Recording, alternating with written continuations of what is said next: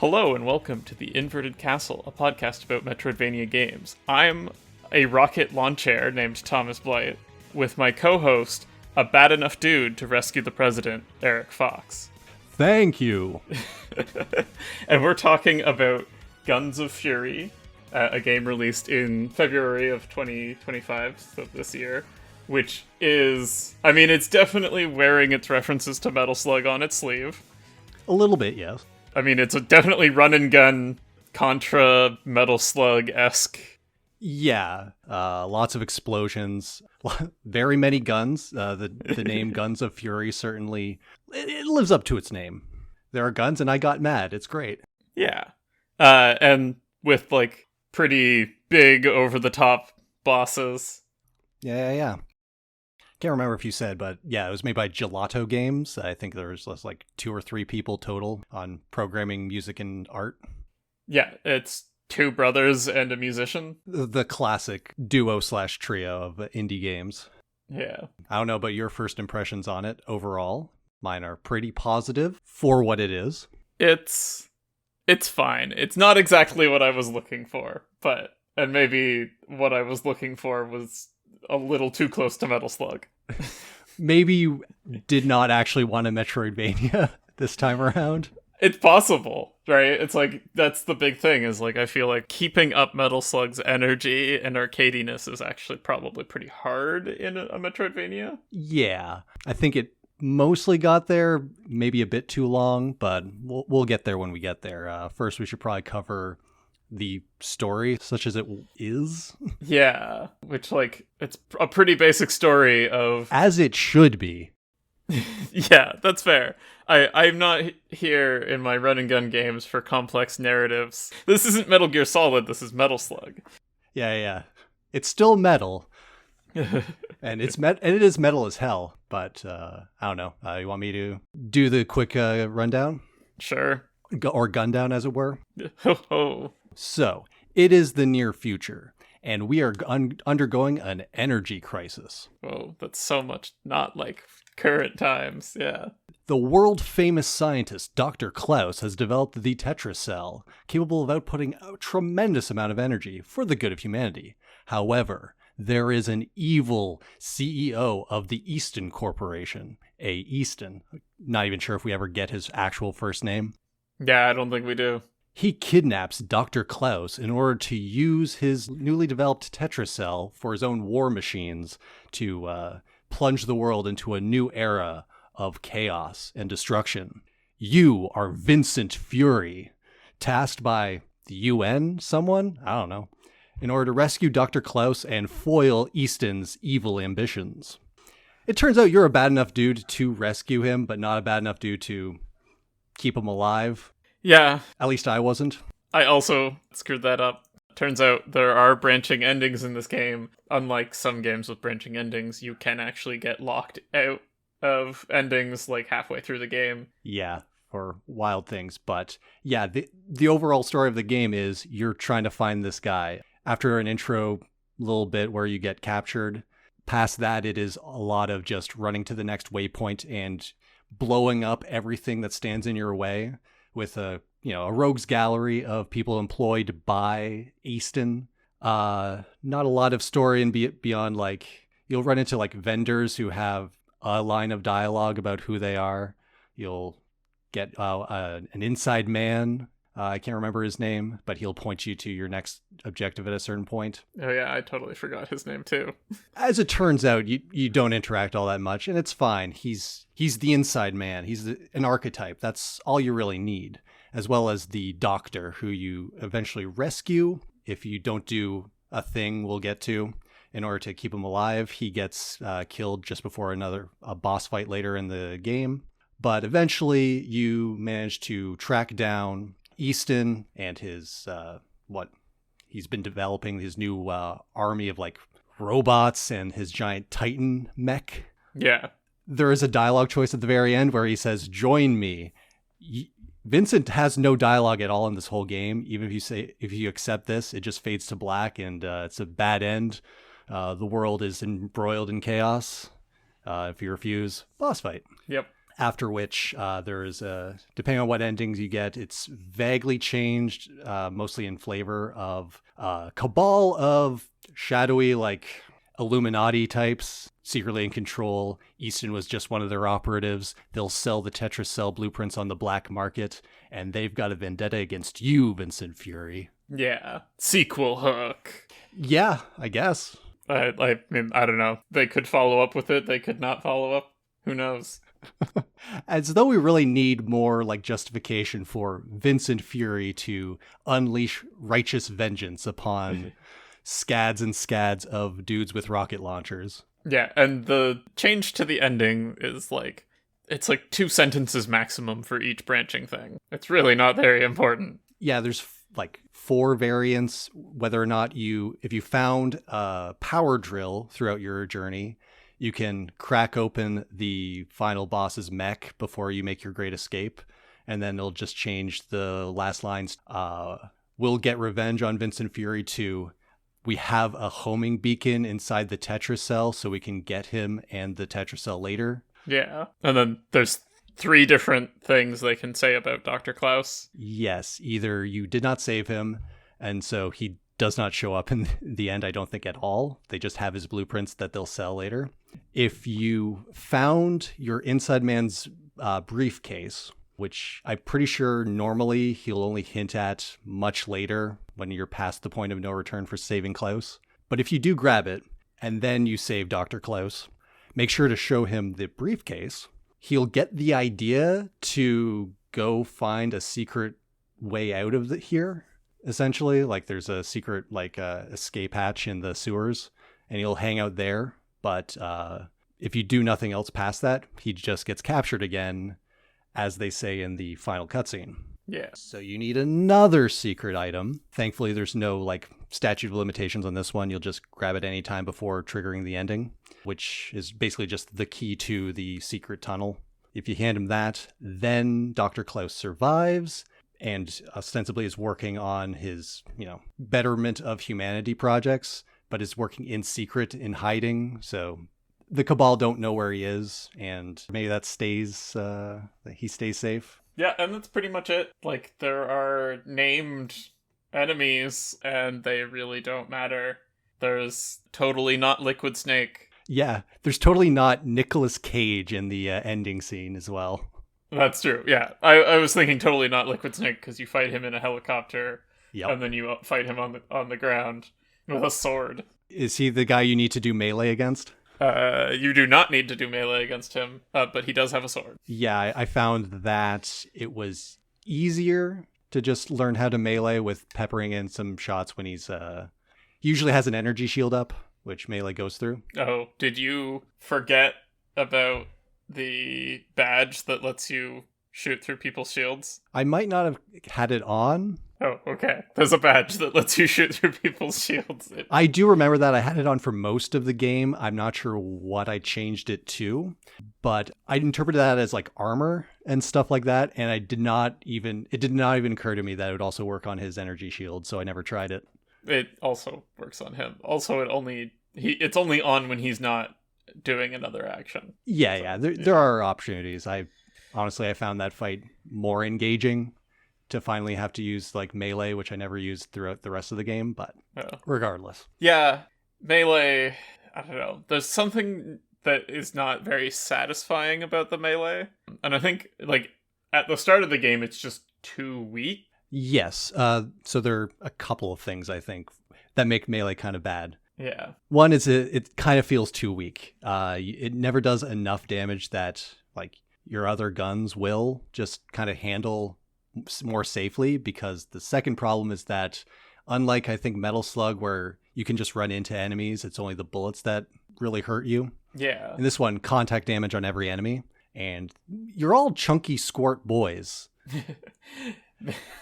Vincent is pretty square, isn't he? Yeah. Like it's the fairly comparable Metal Slug proportions, but a little wider, and so it's very difficult to melee without getting hit. Yeah, it was very easy to melee someone that they don't actually die and then accidentally run into them. Right, and there's also no like micro staggers or stuns or anything like that from hitting them with melee. So like if it doesn't kill them, their movement is unimpeded. If they're running towards you, that's it. I wish it were a little stronger. I think probably it should have been able to kill all of the basic infantry, like guaranteed. Really, it's also a factor of there not really being an issue with ammo. So you've got your pea shooter, your pistol, which has infinite ammo. You've got your secondary weapon, which uses your magic bar, I'll say, which is regular style ammo, which enemies will drop constantly. Then you've also got your throwable weapons, which are usually grenades, which have more numerical value. They're your Castlevania heart weapons. Yeah, I found that an odd choice. Yeah, because it's like both of those meters are numerical, but they decided one of them should be an actual display and the other one's a bar, and I don't know why. It certainly keeps them separate, so maybe that's the part of it. I think it's clarity, and also, like, if you get down to it, all bars are numbers.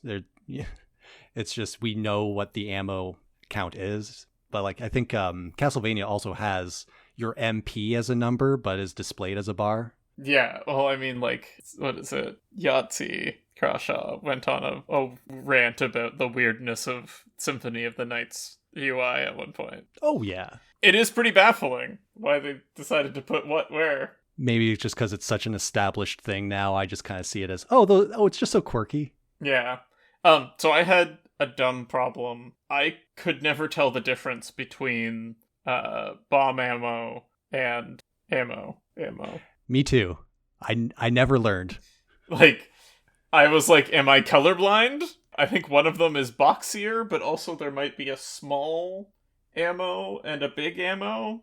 That's the thing. Like, and then even the health pack looks pretty similar to the other two, except it's like smaller. The health pack I got because it is like thin and it has the red cross on it. Nobody sue them. That I got. The others were just like, I'm not even really paying attention to my ammo counts, either the number or the bar for most of it. And because you're just mowing through tons of dudes who are all dropping money or ammo, and it's like there's just like a lot of particle effects, I'm not really paying attention to the subtle differences between which things are upping which bar. It just ends up kind of working out in the wash of you're going to get what you need. I suppose. I feel like if you use grenades pretty like frequently, you'll run out of them a lot. That's a habit I had to get out of, is like the guns, you will basically always have ammo for them unless you're going really nuts with an expensive one. Yeah. While the grenades, you're probably less likely to have them. And I was definitely, I don't know, kind of in the Metal Slug mindset of like, well, I'll pistol and grenade until I get a drop. But like there are no drops. Yeah, not as frequently, or like, yeah.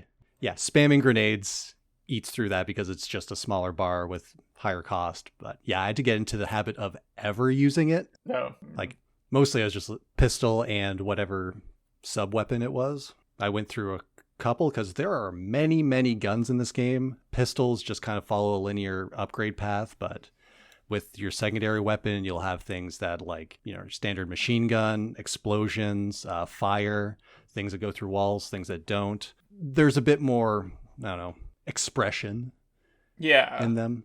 Although I think they took a kind of a while to get to the expression. Yeah. I found that I think it's like the pyro gun or something, which is it's the gun that doesn't have like a great range, but it goes through walls and it kills most standard enemies in one hit. And so I used that for maybe 60% of the whole game before it got outclassed. It's the Metal Slug Flame Shot, which feels great in both games.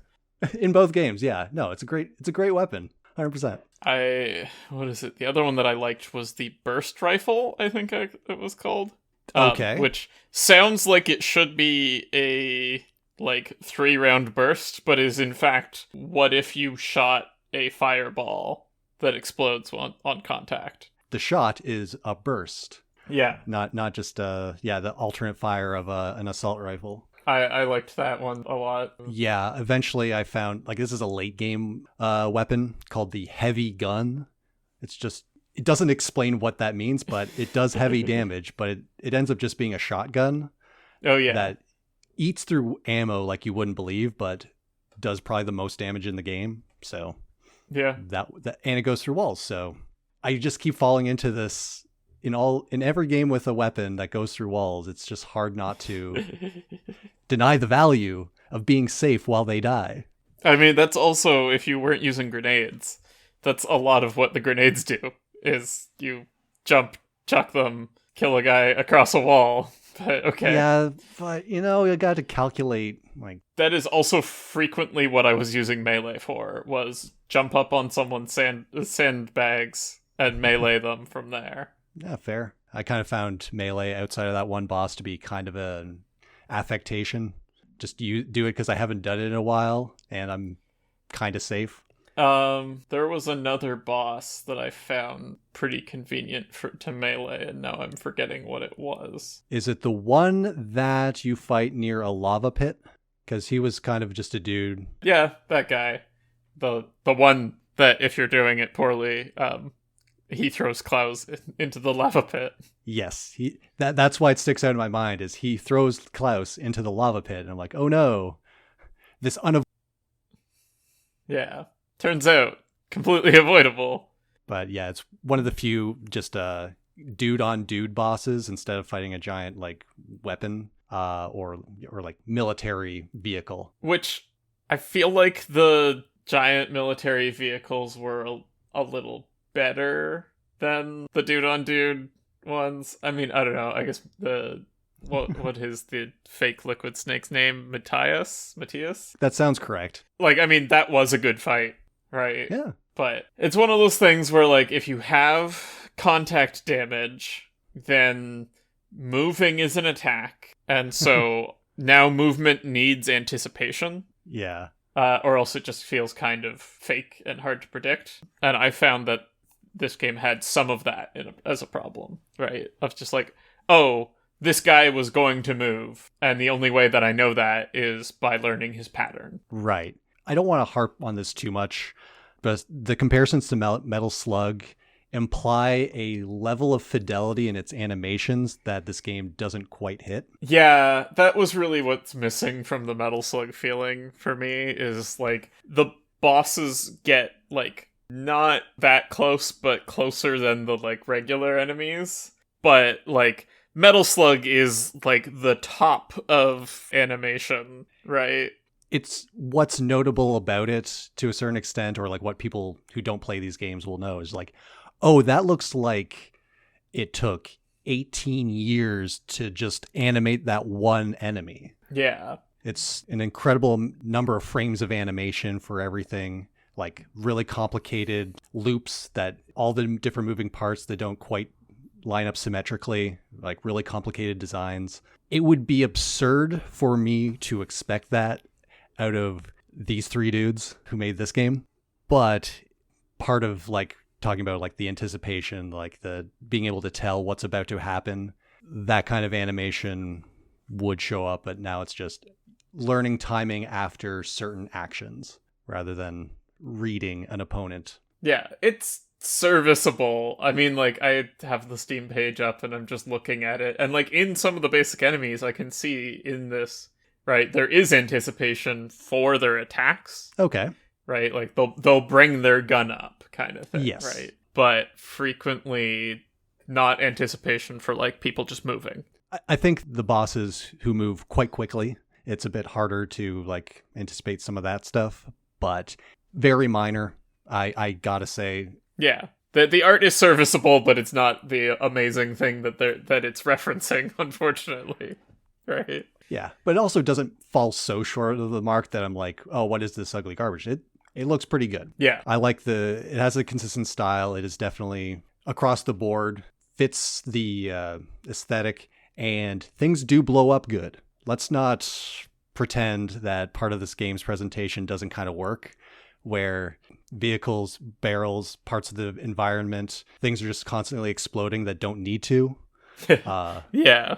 Which is just great. It tickles the back of my brain in a way that is significant for keeping the interest in this going, where Like, even when there are no enemies, still like shooting at walls, shooting at things. It'll drop some money, maybe. But, it makes you feel like you're playing a game called Guns of Fury. Fair. It's very important. But on the flip side of part of a game that is so caked in machismo and a very, what guns represent. The fact that when I get a health upgrade, it doesn't make my bar longer is criminal. Yeah, you want the bars to be like protruding off the right-hand side by the end. Yeah.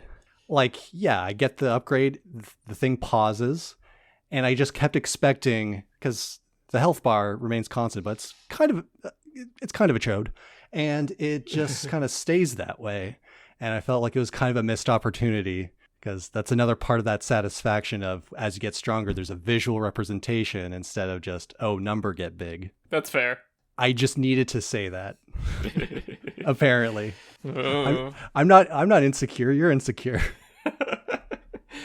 But yeah, I liked all of the effects in battle, especially when you're just like ripping through with a machine gun or whatever. You're gonna hit like the lanterns that are gonna fall on people and the exploding barrels and stuff. Yeah, the exploding barrels which launch up and maybe hit a dude, occasionally getting into like tinier mechs and just kind of laying waste to like a pretty lengthy screen of dudes. Yeah, though, like, there was one of them, Type 3, is used in like one place. What was its special ability? Because there are 4 types of vehicle that you get the keys for, like they're sports cars. Yeah, the Type 3 is the like AT-AT one, the like walker. The one that kicks? Yeah. Yeah, I'm not sure what its specific ability was, because 2 flies, so you get vertical lift. 4 has its beam sword to cut through.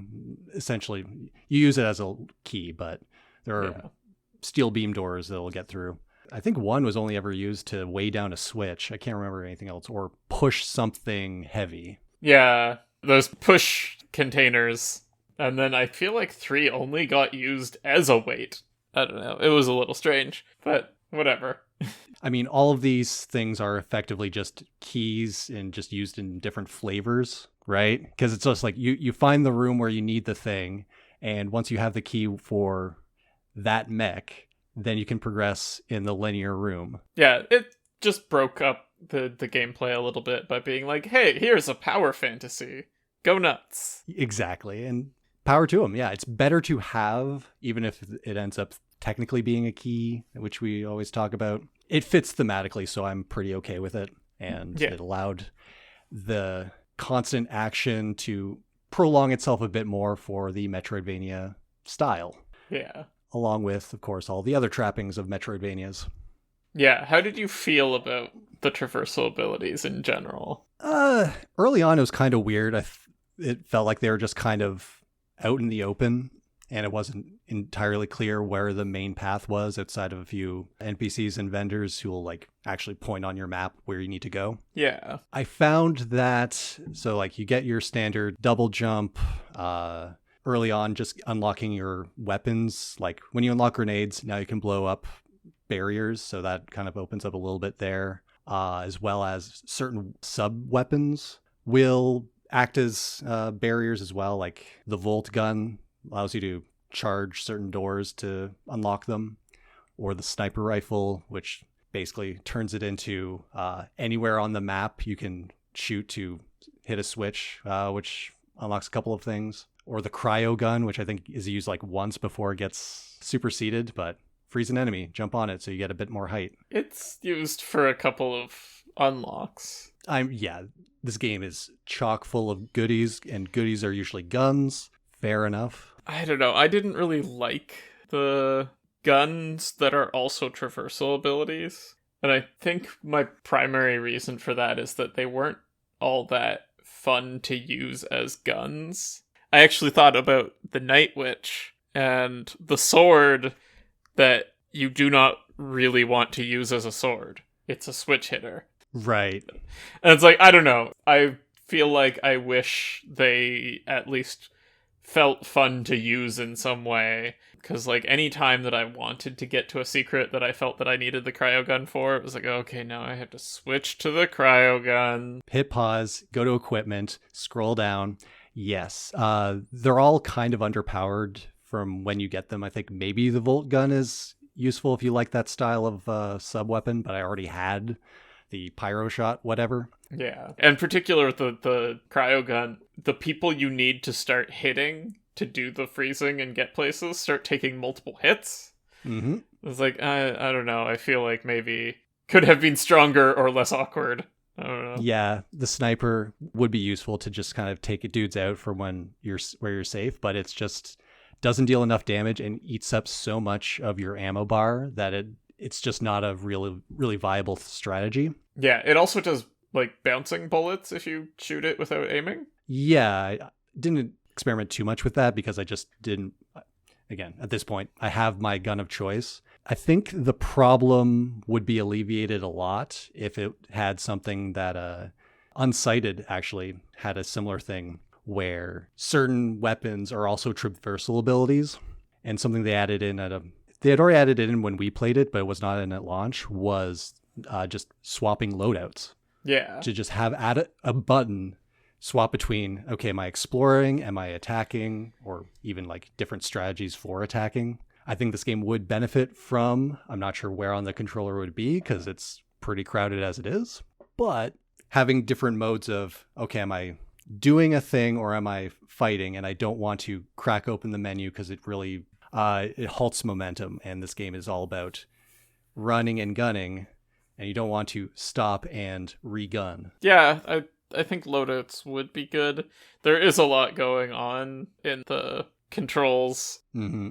I don't know that I actually liked the control scheme that much, just in terms of where they put things. If they didn't make the combat roll unlocked basically at the end of the game, I might have had more problems with it being on a weird trigger. Oh, so that's also a funny thing, is that I don't know, I've played on the Switch. I don't like using the bumpers on the Switch. Something about them just bugs me.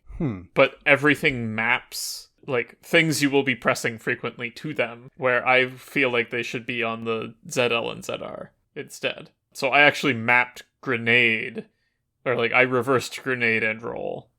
Because I don't know, I just felt like it was better to pull that trigger for a grenade, which I was using all the time, and an ability I didn't have yet, and when I had it, never really used. Yeah. Combat roll being so late, I was getting upgrades to it before I got the ability to roll, or rather I got a accessory that lets you roll longer or do damage when you roll. I'm just like, do I have this? Have I not been rolling this whole time? When I got it, I also felt like it was late to get it. Yeah, no, I think I have a different problem where in 2D games, I don't think the triggers, I'm less comfortable using them. Like, those are for 3-dimensional games because they're actual triggers. I don't know. It's a weird thing, but I almost wonder if I should have gone all the way and actually remapped all the face buttons to the triggers too. Nothing but triggers. Maybe not. I feel like the shooting in this is, for a lot of the guns, is pretty like rapidly feathering it rather than holding it down. Yes.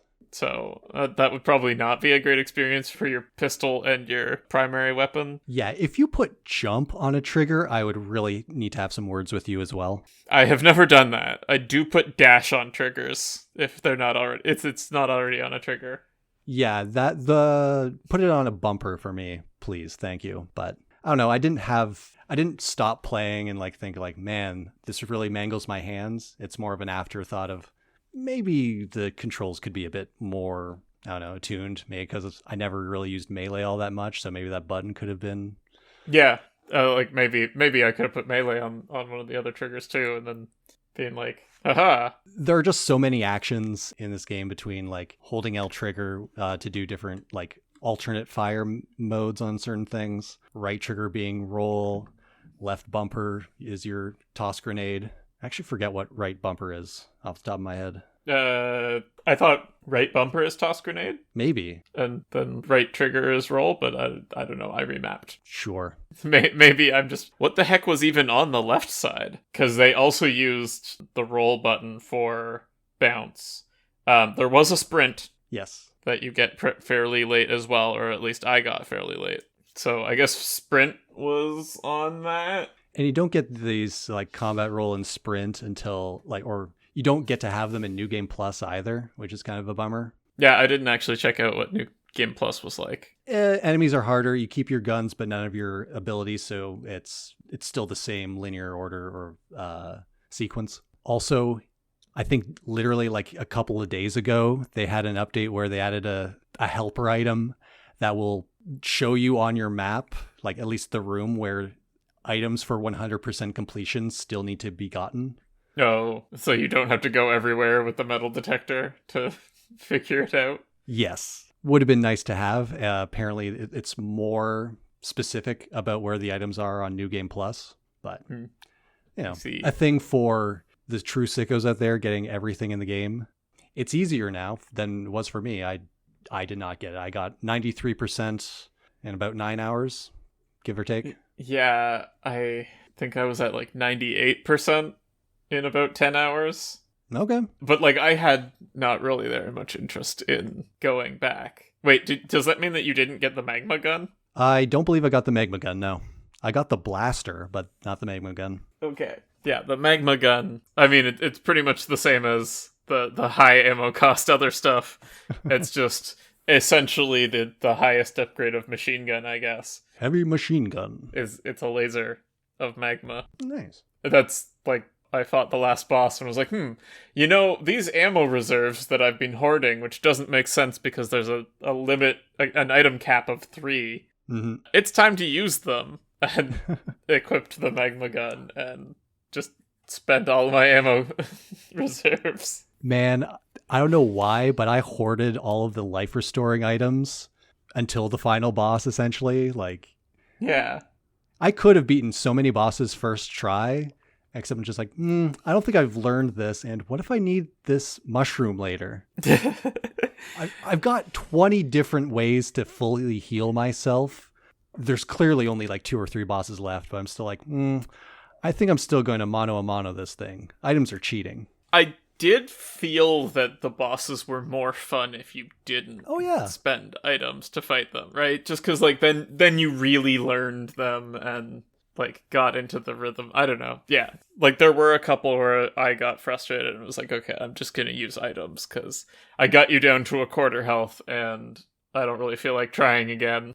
But there were a bunch that I was just like, all right, I got time. Why not? Let's learn this boss. Yeah, there was a lot of satisfaction to like learning the safe zones, where to position, like what are your opportunities to like attack. At what point will the boss do a thing that if you destroy it, it gives you ammo? Yeah. To kind of refuel. So yeah, you learn the patterns and it's satisfying. So my recommendation would be to treat items as a last resort.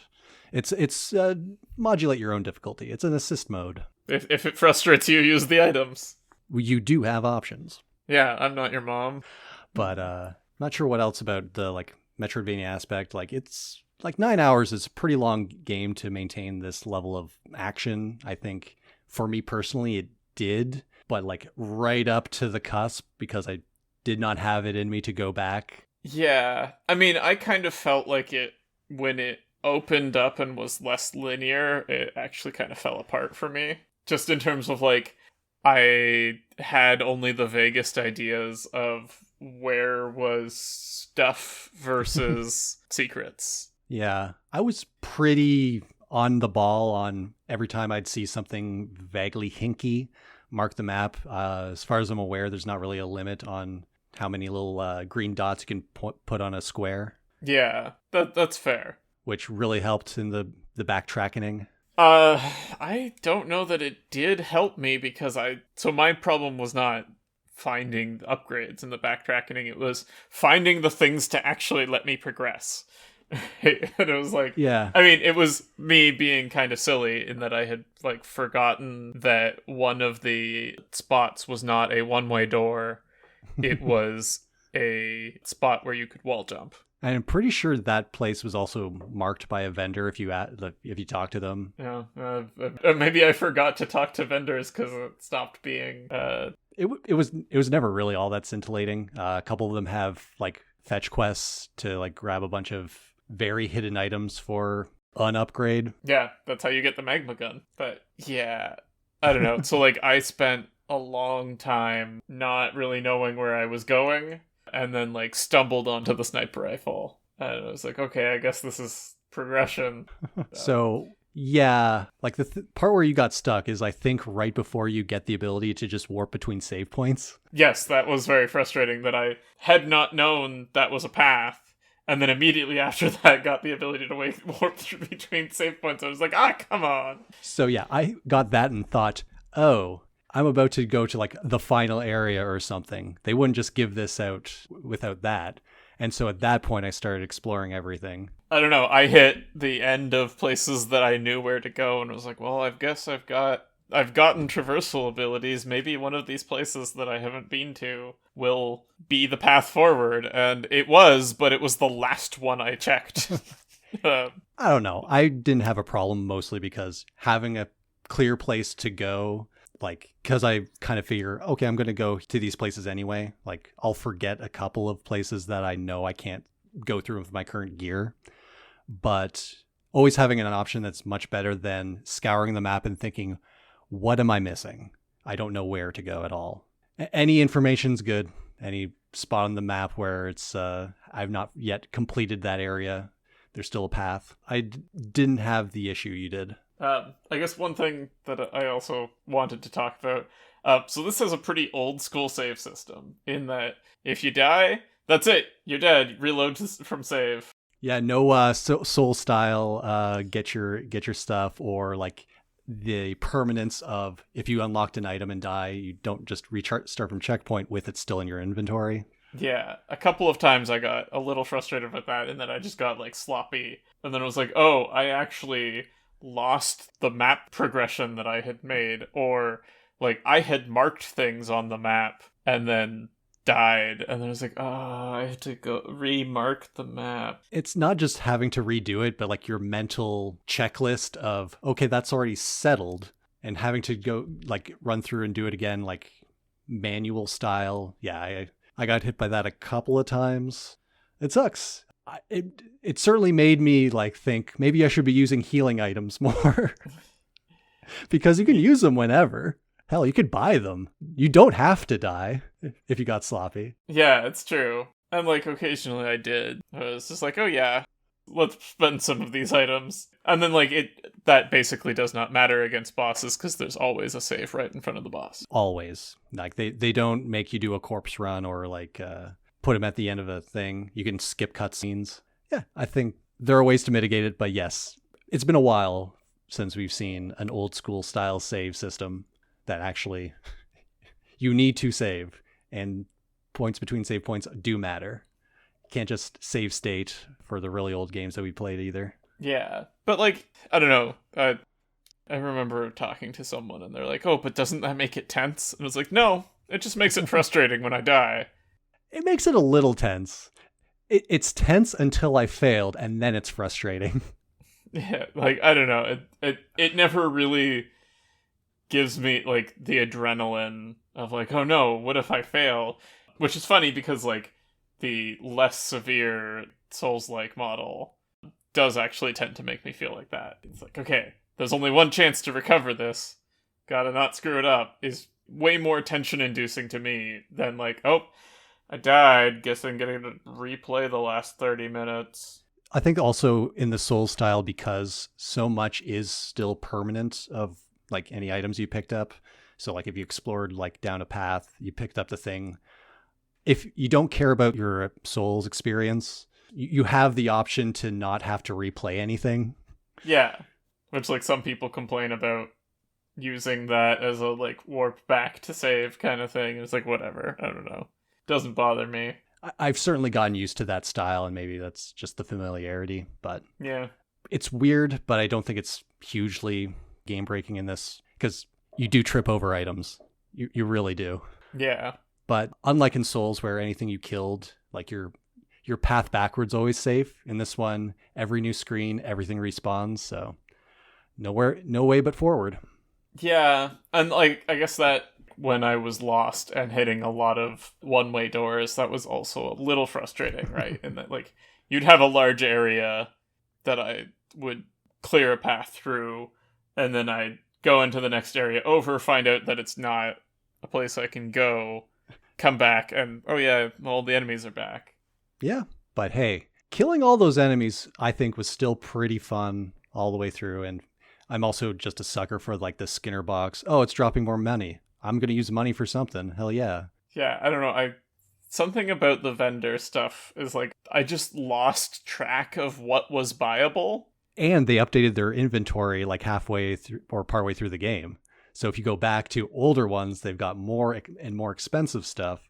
There's so much to buy, it is basically impossible to get it all unless you really grind out some money, but you don't really need to because the nature of the game is a lot of those guns get outclassed by later versions of a similar type.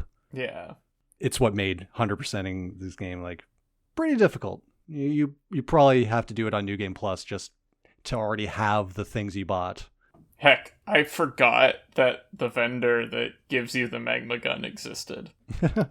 Part of that might be color blindness. He is an orange square in a pale yellow zone. Yeah, that's unfortunate. And I believe he's not near one of the regular transit points. He's near a save point, but yeah, not near a... He is, yes, but not near one of the truck points. Also, interesting decision to not make, when you can teleport between saves, also allow you to teleport to a truck point. I don't know. Yeah, they kept those segregated, weirdly, but also the truck points tended to be superseded by a nearby save point anyway. Yeah, I guess. It's just like, it didn't support very easily the, like, oh, I'm saving up for this item, now that I have it, I'm gonna go back to that vendor. Because the vendors many of them were not actually that close to a truck point or a save. I guess they're usually pretty close to a save. Yeah, in practice, it's just you buy what you can while you're there, but then continue forging ahead because more better stuff will be on the horizon. Yeah, but I don't know. Any other qualms? Do you have anything positive to say? I don't know. Like, I mean, the bosses were definitely the highlight of this. I know we didn't do our compliment. We didn't do our sandwich this. The compliment sandwich is for Metroid games. Yeah, sorry. We get a pizza. I don't know, but yeah, the bosses were a lot of fun. Yeah, the traversal for the most part was fun, but like I felt like got a little old when I was actually needing to search and find the next path forward. Okay, I'll echo. I think the bosses are the standout in terms of just how it leverages the mechanics of positioning and lots of things blowing up, and it's a big dude or a small dude, but a decent variety of challenges, and the fodder enemies blew up good, and I didn't have as much of a problem. I wouldn't say it's like an amazing exploratory sensation. You're really here for the running and gunning, and I think they nailed it, but maybe not enough to last the entirety of the game's runtime. Yeah, that's fair. But I've, speaking of momentum, completely lost it. What we haven't lost is our list of all the games we've played, and we have to add another one to it. Oh man, that would really suck if we lost it and we're just like, well... I kind of remember what the first couple are. Yeah. If anyone wants to follow along, there is, of course, a link in the doobly-doo. Tom, do you have an idea, or should I go first? I mean, you can go first. It's tradition now. Fair enough. And lets me stall for time again. Yeah. So yeah, I'm looking kind of near the middle. Something like Ori and the Blind Forest, Axiom Verge, I think, in terms of the Metroidvania experience, they're more subdued affairs, for sure. Definitely less angy than this game is. But I think this game, I'm looking at Pseudo Regalia as a very interesting game, one that I respect. Probably one I would not play again. This one, I think I actually would play a sequel, but I don't know. I think it's just where I'm feeling for like a standard run and gun fun. It's dumb as hell, but I think that's just what I was in the mood for. And so the new number 25 for me is going to be Guns of Fury. I'm looking at my own list and I'm thinking pretty similarly. Pseudo Regalia is a little higher for me, I think. But I'm also looking at this like Axiom Verge time spinner area. You remember the Night Witch? I know you don't like that game, so. I mean, I did reference it. You did. It's fine. The Night Witch was doing interesting things. Was it effective? I also loved the bosses in that game. But liked the traversal in this game significantly more. So, yeah, I think I'm also putting it at number 25. Nice. I'm putting it between Time Spinner and the Night Witch. We've reached the same conclusion, but in different contexts. Yeah. Same absolute ranking. On this, we agree. Yeah. Speaking of things we've been referencing, I think for next game, it's time we finally take a look at the Souls series. Can you believe they've almost made 10 of them already? Ho ho. So we're going to be Ho-ho. we're going to be playing Souls I read that backwards. 9 Souls. I see. A game that's also fairly recent. Would have been zeitgeisty to play it last year, but unfortunately it took a bit longer for me to just get in the mood, I guess, for some parry cat-based action. That's fair. I actually had some concerns that it might be too long, for me at least. I'll have to try to cram it in. Yeah, the How Long to Beat says about 22 hours, which is around what Ender Magnolia was, so... Yeah, and if you'll recall, I barely finished that. But Right, but, you know, I've been wanting to play it. I'm not sure if I'm going to get a better opportunity than this one. that's fair. You can play games outside of this podcast. I mean, I can't because I have no time, but... Dude, one time I played through all of Persona 3 as well as the game of that month, as well as I think ending some other game, and yeah, I do. But this is a game I wanted to cover, you see. Fair. Clearly, it's very important. All right. But how am I going to transition out of this one? You know what? I'm actually a little disappointed aliens didn't show up in this game. I feel like that's a classic thing of both Metal Slug and Contra. Yeah. For it to eventually be aliens. Yeah. They only had the guns and the fury. Well, doesn't that just beat all? Well, if that makes you angry, or you're just angry at us, tell us by writing an email at invertedcastlepodcast@gmail.com. We are, of course, also on the site basically made up entirely of irascible weirdos. X, at Inverted Castle P, and never forget the P, as well as on YouTube and other social media platforms. Yep. Yeah, I think that's it for us. I've been Eric Fox. I've been Thomas Blight. And remember, kids, in the words of Master Asia, get mad. Get mad. Get so mad it drives you mad.